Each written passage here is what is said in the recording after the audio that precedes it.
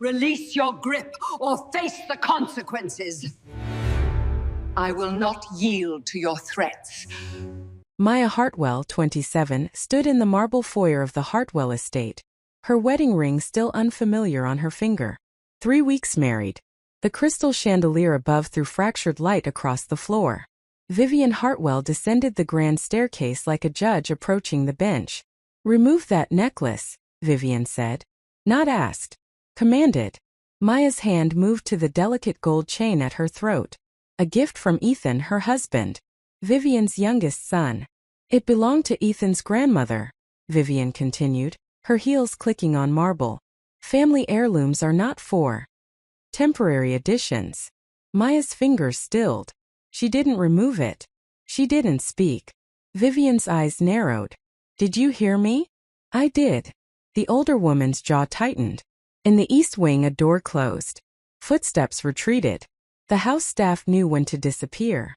"You'll learn quickly," Vivian said, her voice dropping to something clinical, surgical, "that I maintain order in this family. My sons have their little distractions. Their wives come and go. But I remain." Maya tilted her head slightly, observing, not arguing. "Do you understand what I'm saying to you?" "I think so." Vivian smiled then. "Cold. Practiced. Good. Now remove the necklace, or I'll remove it for you." What Vivian didn't know was that Maya had already cataloged 17 security cameras in the estate. She'd memorized the staff rotation. She'd found the hidden safe in Vivian's study during the wedding reception while everyone toasted downstairs. But Maya simply reached behind her neck and unclasped the chain. Vivian's smile widened. "Wise girl. Sit back and enjoy this story of buried secrets and quiet power. Let us know in the comments where you're watching from. We'd love to hear from you. And if you're new here, click the subscribe button so you never miss any of our upcoming videos."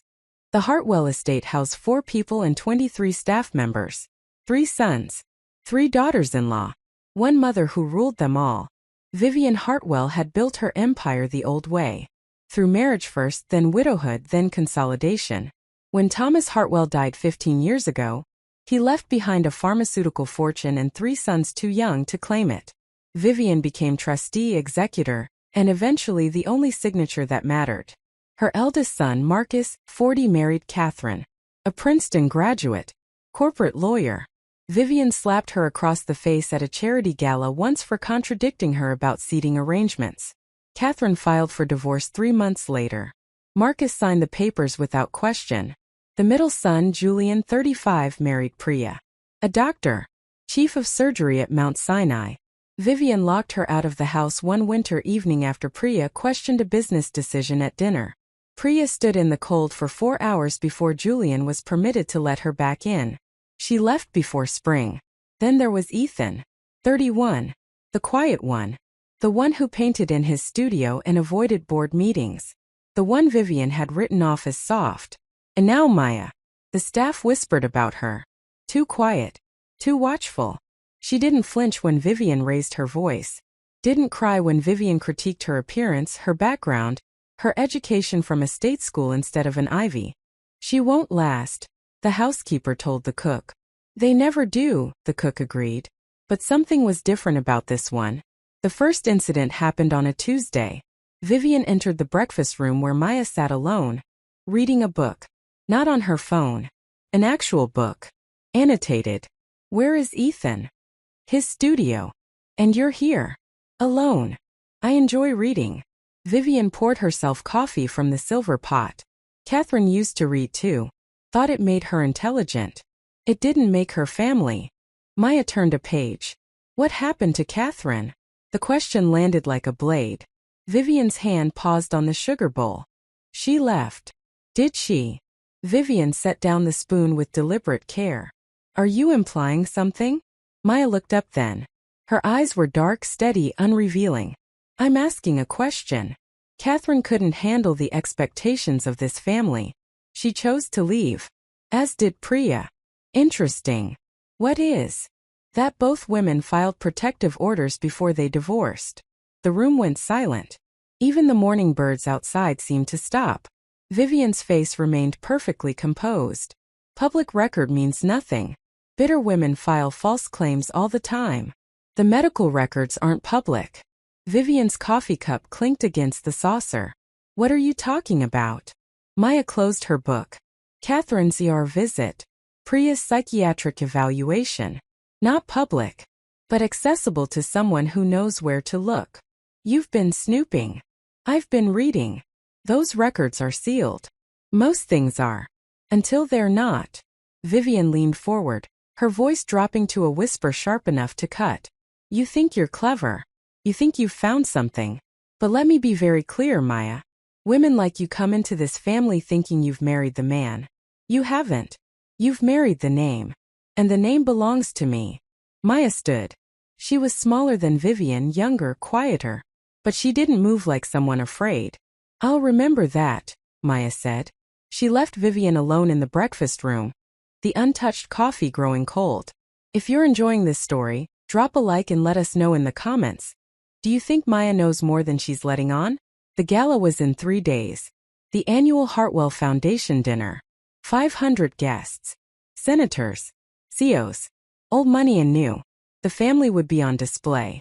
Vivian would give her speech about philanthropy and legacy. The sons would stand beside her, polished and obedient. And the wives would smile. Except there was only one wife now. Maya found Ethan in his studio that evening. He was working on a portrait, oils thick on the canvas. He didn't paint people usually. Mostly landscapes. Empty rooms. But this was a woman's face. Is that your mother? Maya asked. Ethan's brush stilled. It was supposed to be. What do you mean? He stepped back from the canvas. The woman's eyes were hollow. The mouth slightly open as if mid-scream but soundless. I keep trying to paint her the way I remember. But this is what comes out. Maya moved closer.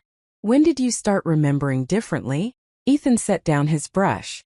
His hands were shaking. The night Catherine left. I heard them fighting. My mother and Marcus. She told him Catherine would ruin everything if she talked. Marcus said it didn't matter because no one would believe her. Believe what? I don't know. Catherine wouldn't tell me. But she looked at me before she left and said, your mother isn't who you think she is. And neither is mine. Maya frowned. What does that mean?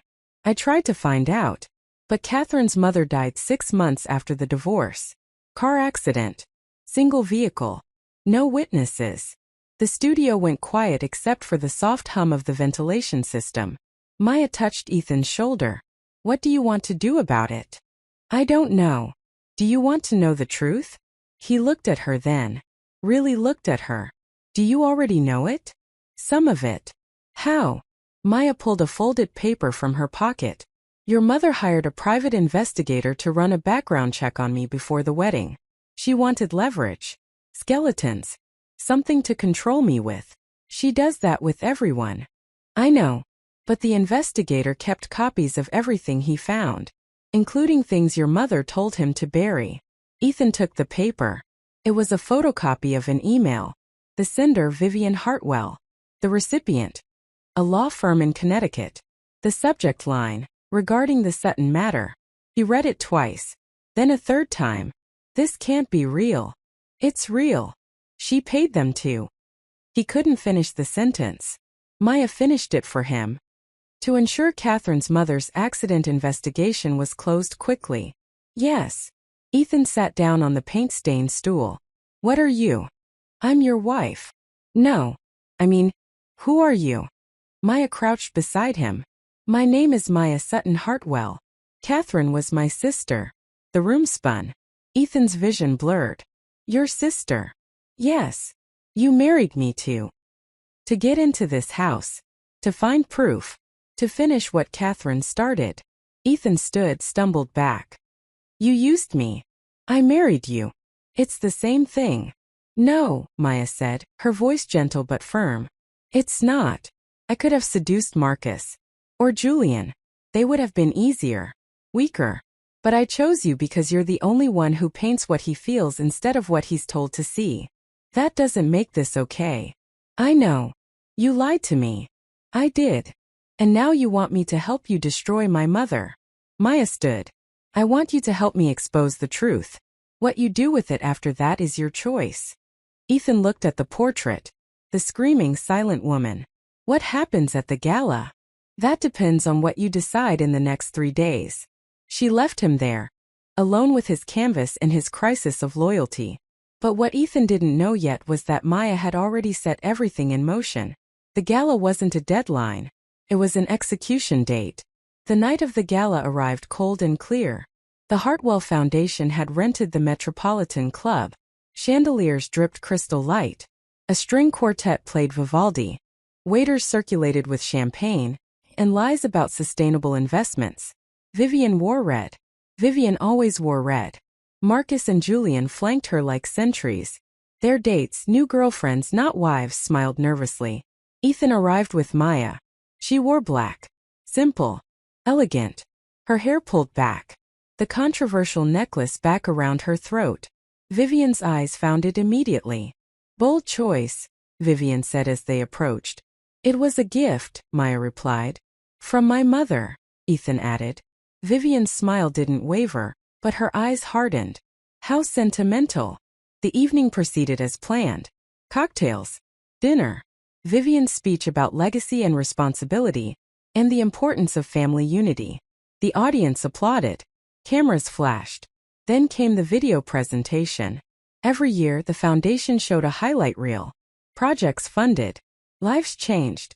Feel-good montages with swelling music. The lights dimmed. The screen descended. But what played wasn't the foundation video. It was security footage. The first clip showed Vivian in the East Wing hallway. Catherine stood before her. Vivian's hand moved so fast the camera almost missed it.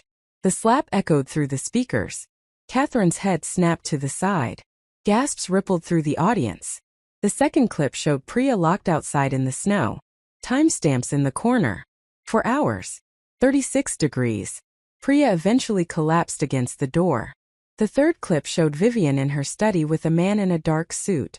The audio was crystal clear. The accident needs to be clean. No questions. I'll transfer the second half when it's confirmed. The man's voice. Understood, Mrs. Hartwell.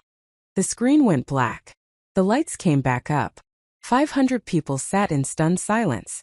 Vivian stood frozen at the podium. Her face had gone white, then red, then a mottled purple. This is...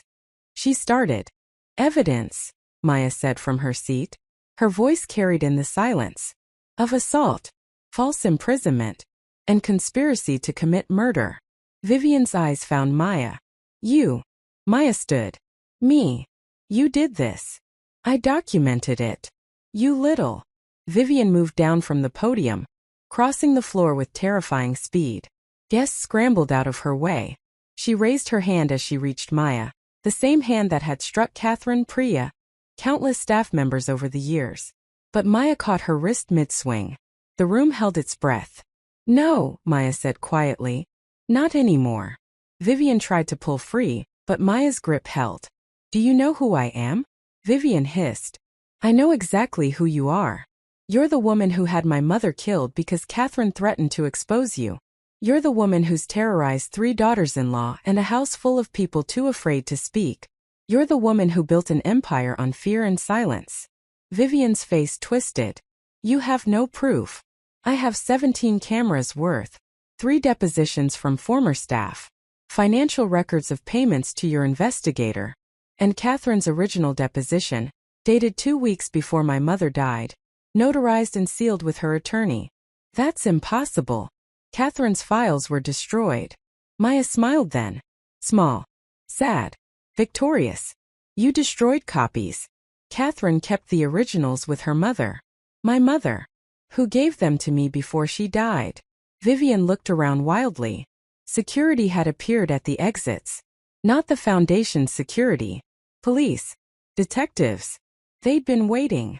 Marcus, Vivian called. Julian. Do something. But her sons didn't move.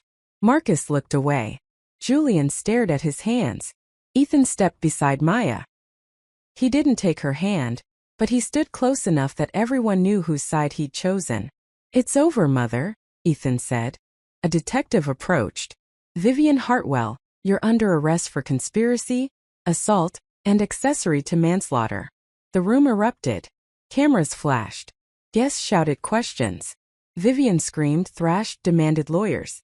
But Maya just stood there, her sister's necklace at her throat, watching the woman who destroyed her family finally face something she couldn't control. Justice. 6 months later, Maya sat in the same breakfast room where Vivian had once threatened her. The house was quieter now. Marcus had moved out, taken a position overseas. Julian had settled out of court with Priya, public apology included. The staff had unionized. Ethan brought her coffee. He set it down carefully, still uncertain of where they stood. "The trial starts next week," he said. "I know. Will you testify?" "Yes." "And after?" Maya looked out at the garden. Catherine had loved that garden. "I haven't decided. You could leave. You've done what you came to do." "I could. But," she turned to him, "I married you as Maya Sutton. But somewhere in the middle I became Maya Hartwell. I'm still figuring out what that means." Ethan sat across from her. "I'm still angry. You should be. But I also understand why you did it." Catherine was. She was kind. She didn't deserve what happened to her. No one did. They sat in silence, drinking coffee as morning light filled the room. Outside, photographers still camped at the gates. The media called it the scandal of the decade, the fall of the Hartwell dynasty. But inside, in the quiet spaces between words, it was something simpler. It was two people learning whether a marriage built on secrets could become something real, whether revenge could transform into recovery, whether the quiet ones, the underestimated ones, the ones who waited and watched and remembered, could not just survive but rebuild. Maya didn't know the answer yet, but she'd learned patience. And patience, she'd discovered, was the most dangerous weapon of all. If this story kept you hooked until the end, smash that like button and tell us in the comments, did Maya do the right thing? And don't forget to subscribe for more stories that'll keep you on the edge of your seat. The investigation revealed that Vivian had systematically manipulated her son's relationships for 15 years, destroying any woman who threatened her control of the family fortune. Catherine's testimony, preserved and validated, became the cornerstone of the prosecution's case. Vivian Hartwell was sentenced to 15 years. The Hartwell Foundation was restructured under independent oversight. And Maya? She kept the necklace. Some inheritances, she decided, weren't about blood. They were about who had the courage to stand when everyone else kneeled. Sometimes the quietest person in the room is just the one waiting for the perfect moment to speak. And when they finally do, the whole world stops to listen.